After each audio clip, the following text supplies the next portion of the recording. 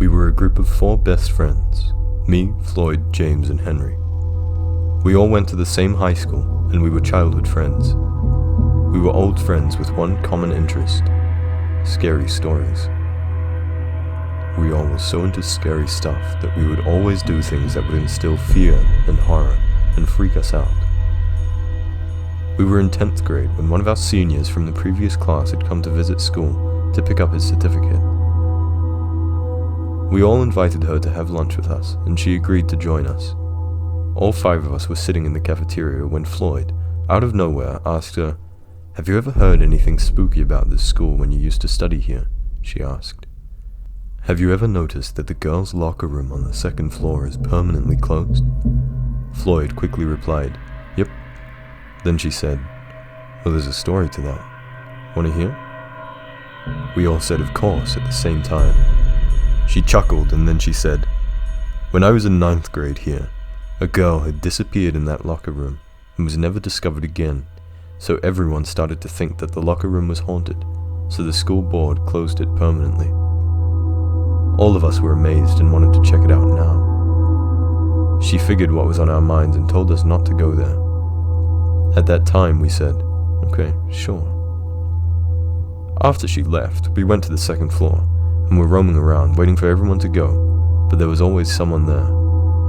It was time for our class, so we couldn't wait there any longer. After school was over, everyone left, while all 4 of us were still in class.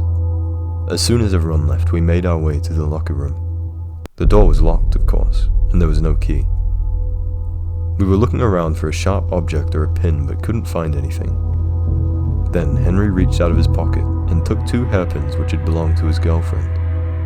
We quickly picked the lock and went inside. It was pitch dark, so we had to use our cell phone's flashlight to see. We were checking out all the stalls and found a camera in one of them. I picked it up, and it was turned on with full battery. That was odd. I showed it to the rest of the group, and James started to look at the pictures taken from it. All the pictures were of that locker room. Henry was a bit freaked out, and advised us, "Let's just get out of here." James handed the camera to me and said, "Take a picture of us before leaving. People say that cameras can catch ghosts."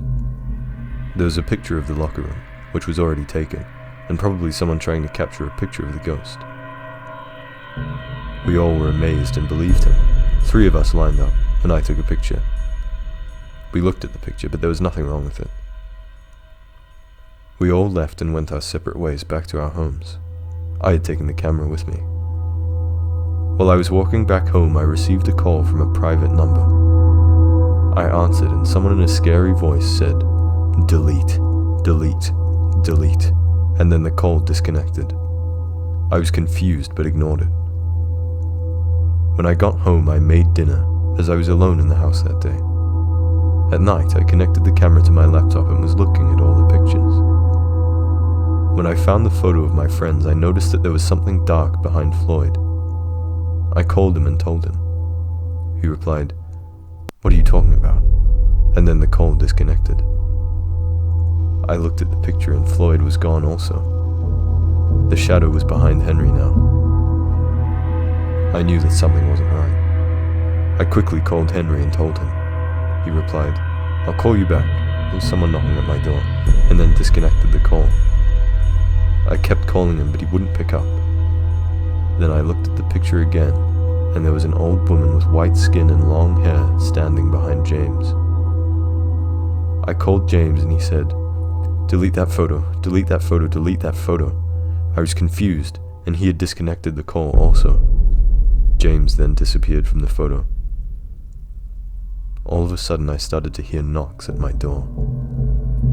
I was home alone, and no one was going to come. I went down to the door and looked through the window.